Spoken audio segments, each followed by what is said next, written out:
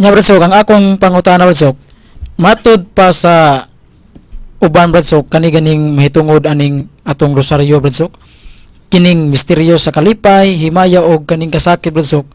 Matud pa sa uban Bradsok nga kining misteryo sa kalipay sama pananglit nga si ang anghel miingon ngadto kang Maria nga pagpahibaw sa anghel ngadto ni Maria nga magmabdo siya Bradsok. Nya ngano kuno Bradsok nga gitawag mo ni siya misteryo sa kalipay unya giingon dito pagpahibaw nga matud pa nila Bradsok nga dili naman ni siya misteryo kay tungod kay gipahibaw man ni Bradsok.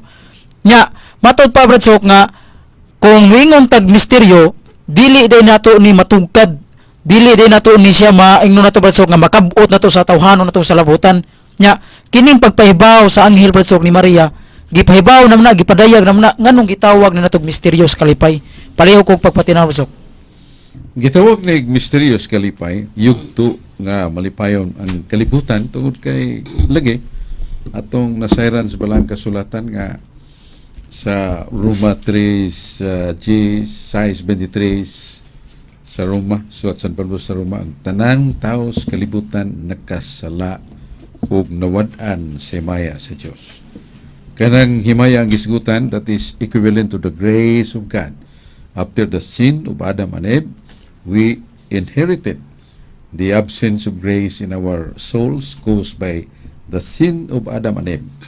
Muna nga kining mysterious kalipay kay gipahibaw nga ang mahal nga birhen gipahibaw nga mahimo siyang inahan sa manunubos. Nya misteryo kay how could it be done that the virgin shall conceive? Manamkon ka sa lalang si Espiritu Santo unya ang batang matao kanimo paganganlag Emmanuel or ang Ginoo ang magauban kanato. Lisod ni subayon ug sukdon sa atong kaalam ug kaybaw ang maong langit nun nga kamatuoran nga ang babaeng birhen manamkon og pinagis pagpahibaw sa anghel kini nagasukod usab kung ang maong birhen musanong baong balibad kay wa man gawngi wa man kontrolahan sa Dios ang ginganlan og freedom of will kabuotong gawas no ni Maria. Pero Santa Maria sa kamapubsanon mingon Itsi Ancilia Domini verbum Dei fiat ad mihi. Sabi siya pa na ako sa kaulipon sa Ginoo og matuman nga ni kanako ang mga pulong sa Ginoo matud pa ni Santa Maria Virgen.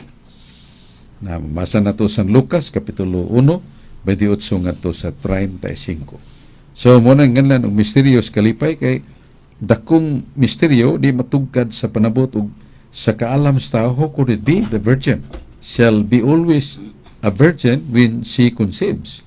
Kay when a virgin conceives, that is preceded of the fact that the vaginal purity is already broken.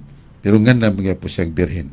Misag nanamkon siya. Murang misteryo na sa atong panghunahuna o kanang mga misteryo nga di matugkad o sa kagasa nagiukban ang tinago sa gahom sa Dios apan dili gyapon nato matugkad sama niya ng lawom kayong nganlan tuglaod sa Surigao niya magdatag 50 karulyong pisi bisag sumpay-sumpayon man di gyapon na matugkad sa kalawom niya ng maong nganlan tuglaod sa Surigao.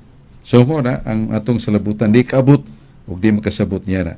Manaingon si San Agustin matod pa sa kanunay pinulungan ni Brad Chris Arkay sa Tubigon o Clarin Bohol sa graduado sa Layman's Theology nagtudlo sa Mater Dei College Credas o Intelligas mga puungnan sa San Agustin matod pa ni Brad Chris Arkay nga tuo na niya masabtan raw niya ang wa nimo masabti.